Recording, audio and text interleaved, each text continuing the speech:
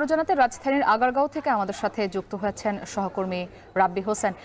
রাব্বি, আন্দোলন প্রত্যাহারের নির্দেশনা দিয়ে অর্থ মন্ত্রণালয় বিজ্ঞপ্তি দিলেও আন্দোলন থেকে ঐক্য পরিষদ সরে আসেনি, উল্টো আজ থেকে শাটডাউন কর্মসূচি সহ মার্চ টু এনবিআর কর্মসূচি পালনের ঘোষণা দিয়েছেন তারা। একটু জানতে চাই এই কর্মসূচিটি তারা কতক্ষণ পালন করবেন, একই সঙ্গে অর্থ মন্ত্রণালয়ের যে বিজ্ঞপ্তিটি তারা প্রত্যাহার মানছেন না, এই বিষয়ে তারা আসলে কি বলছেন?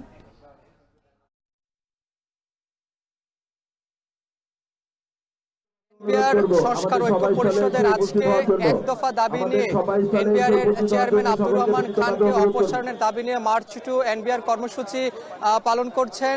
তারা সকাল থেকে এখানে অবস্থান করেছেন। বিভিন্ন জেলা শহর থেকে আসা এনবিআর এর কর্মকর্তারা মূলত তারা আজকে 2:30 থেকে 3টার মধ্যে একটি আনুষ্ঠানিক সংবাদ সম্মেলন করবেন। তাদের যে অবস্থান সেটি তারা জানান দিবেন। পাশাপাশি আজকে তাদের এই সংবাদ সম্মেলনের পরে বিকেল 5টা পর্যন্ত তাদের এই যে কর্মসূচি মার্চ টু এনবিআর কর্মসূচি সেটি চলমান থাকবেন বলে আমাদেরকে জানিয়েছেন। তারা বলছেন যে এনবিআর এর চেয়ারম্যানকে অপসারণ করার আগ পর্যন্ত তাদের এই কর্মসূচি চলমান থাকবে।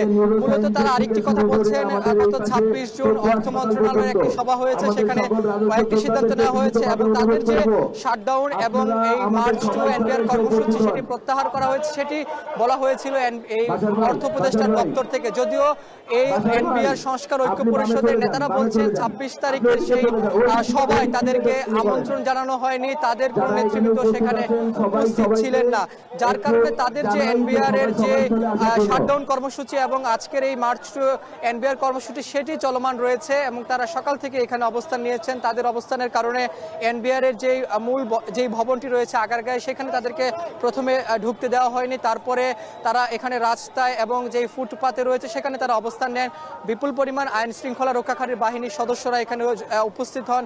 কোনো প্রকার অপ্রীতিকর ঘটনা যাতে না ঘটে এখানে র্যাবের সদস্যরা রয়েছেন, বিজিবি, কোস্ট গার্ড, পুলিশ, সেনা সদস্যরা রয়েছেন এবং এখানকার নেতারা বলছেন তাদের যে দাবি, এখন মূলত তারা বলছেন সংস্কারের প্রথম দাবিটি হলো তাদের এই এনবিআর এর যিনি চেয়ারম্যান রয়েছেন তাকে অপসারণ করতে হবে। তাকে অপসারণ করলেই সংস্কারের অন্য পথগুলো খুলে যাবে সহজে, তারা এই কথাগুলো বলছেন।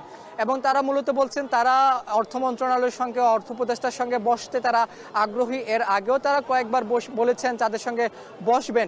তারপরেও তারা বলছেন স্বপদে বহাল রেখে চেয়ারম্যানকে তারা এই বৈঠকে বা তাদের সবাই বসলে কোনো সুফল আসবে না, এই দাবিটাও তারা করছেন। যার কারণে আজকে বিকেল 5টা পর্যন্ত তাদের কর্মসূচি চলমান থাকবে এবং 2:30 থেকে 3টা পর্যন্ত তাদের এই সংবাদ সম্মেলনে একটি আয়োজন করা হবে। এই ছিল আমার কাছে এখন পর্যন্ত সবশেষ খবর এনবিআর থেকে।